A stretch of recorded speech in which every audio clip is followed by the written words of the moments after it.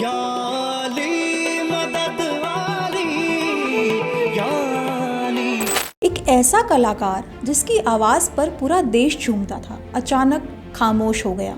19 सितंबर 2025 का वो दिन सिंगापुर में स्कूबा डाइविंग के दौरान हुई दुर्घटना ने जुबीन गर्ग को हमसे छीन लिया। लेकिन उनकी विदाई भी किसी आम इंसान जैसी नहीं थी। गुवाहाटी की गलियों में उमड़ा सैलाब, रिकॉर्ड तोड़ जन सैलाब, इतना कि लिम्का बुक ऑफ रिकॉर्ड्स ने इसे दुनिया की चौथी सबसे बड़ी अंतिम यात्रा में दर्ज किया। एक लिस्ट जिसमें माइकल जैक्सन और क्वीन एलिजाबेथ जैसे नाम शामिल हैं। ये कहानी सिर्फ एक महान गायक की नहीं, बल्कि उस इंसान की है जिसने अपनी जिंदगी को सुरों, इंसानियत और बेइंतहा मोहब्बत में ढाल दिया। 1972 में असम में जन्मे जुबीन का बचपन संगीत से घिरा हुआ था। पिता थिएटर के कवि और नाटककार, माँ क्लासिकल सिंगर।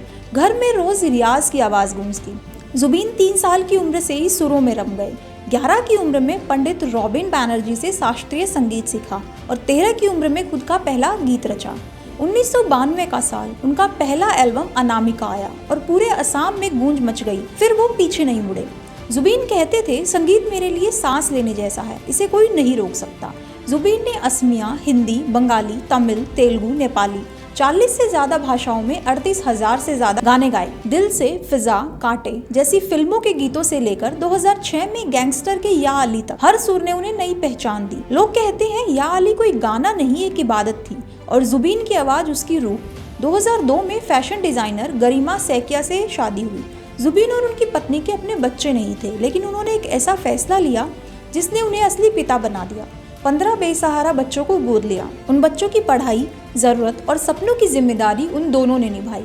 जुबीन की असली चमक सिर्फ स्टेज पर नहीं, बल्कि उनके इंसानियत भरे कामों में दिखती थी। उन्होंने कला गुरु आर्टिस्ट फाउंडेशन शुरू किया, जो education, health and disaster relief के लिए काम करता है।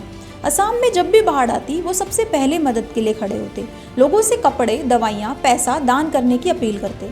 जुबीन फुटबॉल के बड़े फैन थे। कई चैरिटी मैच खेले, जिसकी पूरी कमाई बाढ़ पीड़ितों को दी। 2021 की महामारी में उन्होंने अपना गुवाहाटी वाला 2 मंजिला घर कोविड केयर सेंटर में बदल दिया, जब अस्पतालों में जगह नहीं बची थी।